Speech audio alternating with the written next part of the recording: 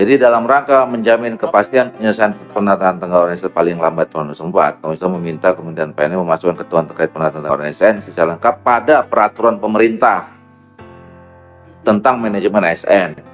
Setuju. Udah ada ini ya, lupa. Oke. 2. Terhadap sejumlah 1,7 sekian tenaga ASN yang terdaftar dalam database PKN yang belum diangkat menjadi P3K, Komisi DPR meminta Kementerian PNM memastikan seluruh tenaga non ASN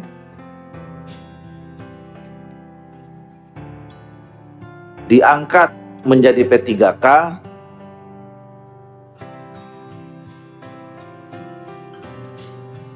dengan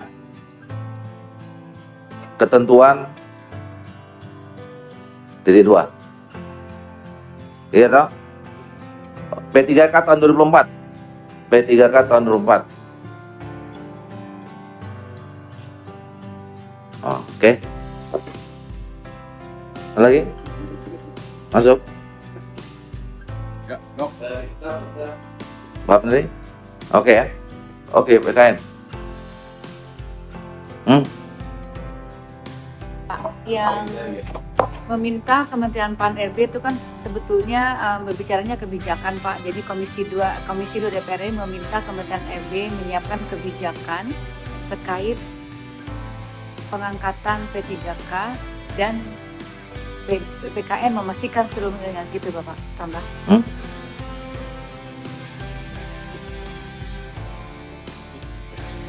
Udah straight to the point aja, Bu. Jangan kebijakan tuh detailnya kan. Iya. Iya. Oh ya, setuju ya. Oke. Iya. 3. Terdapat tenaga ASN yang terdata dalam database BKN namun saat ini sudah berhenti bekerja, termasuk tenaga ASN di Kabupaten Manggarai Timur.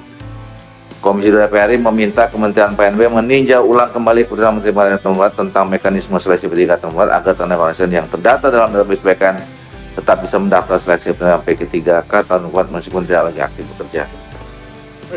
Ini ada surat masuk. Tenaga ASN yang terdata dalam database BKN namanya sudah berhenti bekerja. Izin Bapak Ibu yang sekalian menjelaskan terkait poin kesimpulan nomor 3. Itu ada beberapa tenaga honorer di Kabupaten Manggarai Timur yang diberhentikan oleh bupatinya pada sejak Januari tahun 2023. Padahal 860 tenaga honorer itu sudah terdata di database BKN. Hanya saja di peraturan P3K terkait seleksi PPK 2024 nomor 347 itu ada persyaratan harus bekerja aktif minimal 2 tahun berturut-turut, sehingga yang diberhentikan ini tidak bisa ikut mendaftar karena tidak memenuhi persyaratan. Sementara dia sudah terdaftar di database. Nah, ini bagaimana untuk memastikan mereka tetap bisa ikut seleksi atau tetap bisa diangkat gitu menjadi P3K.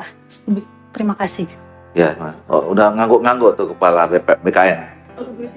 Iya. Udah tahu kan berarti kan masalahnya kan? Tahu Pak. Sudah ke kami dan sudah Gimana? Coba. Iya Pak, sebetulnya memang di 347 itu kan persyaratan utamanya pada saat dia mendaftar seleksi itu memang posisinya masih aktif di situ. Kita memanainya kembang tenaga non ASN itu kan memang betul-betul ya sudah aktif gitu.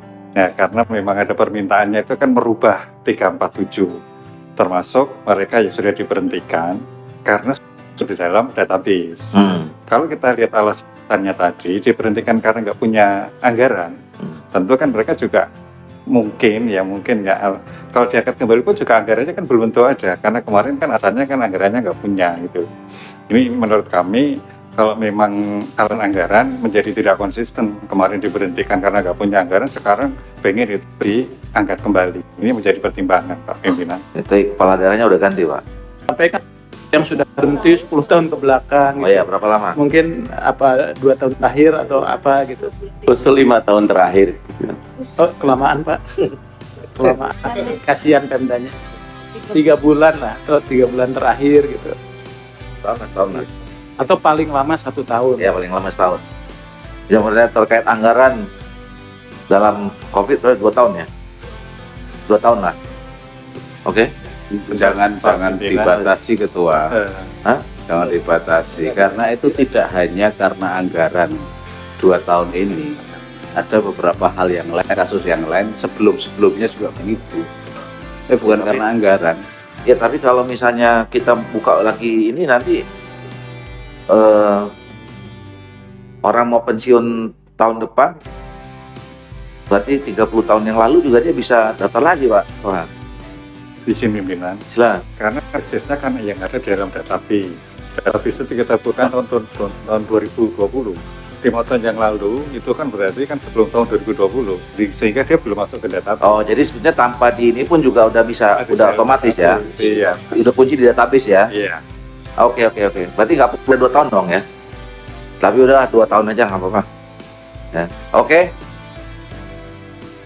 Sebagai upaya memudahkan penyelenggaraan dan pelayanan manajemen ASN serta penguatan pengawasan sistem merit, Komisi DPR RI meminta Kementerian PRB konsisten melaksanakan digitalisasi manajemen ASN secara nasional paling lama 1 tahun terhitung sejak Undang ASN diundangkan sebagaimana amanat 63 Undang-Undang Nomor 23 Tahun 19. Undang-undang ini soalnya kita kan justru mengawal supaya tidak terjadi pelanggaran undang-undang lagi. Jadi ini normatif sebetulnya, mengingatkan, ya. Komisi 2 DPR RI mengusulkan untuk melakukan revisi undang-undang tentang keuangan pusat daerah, khususnya pasal berapa Pak Menteri? 146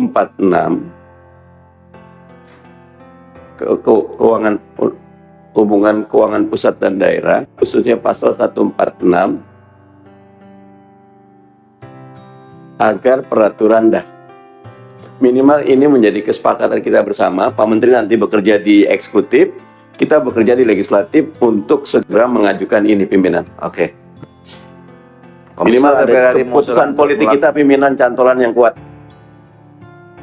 Untuk melakukan revisi Undang-Undang Nomor 1 Tahun 2022 tentang hubungan keuangan pusat dan daerah, khususnya pasal agar peraturan di Komisi maksimalnya pegawai dapat dihapuskan agar seluruh tenaga kerja dapat menjadi P3K.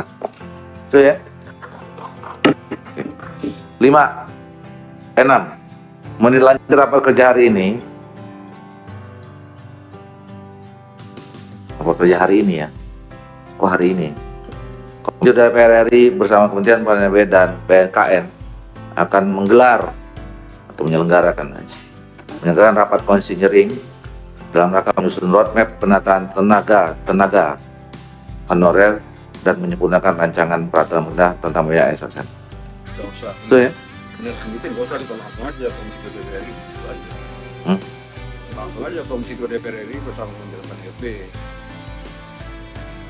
Biar berapa lagi rapat kerjanya, langsung aja Komisi 2. Ya, tapi Boleh juga lah, ya. biar kelihatan. Oke. Baik, Bapak Ibu sekalian, pimpinan dan seluruh anggota Komisi 2 DPR RI, dengan kita sudah menyepakati 6 kesimpulan dalam rapat kerja kita ini, maka kita sudah bisa mengakhiri rapat kerja kita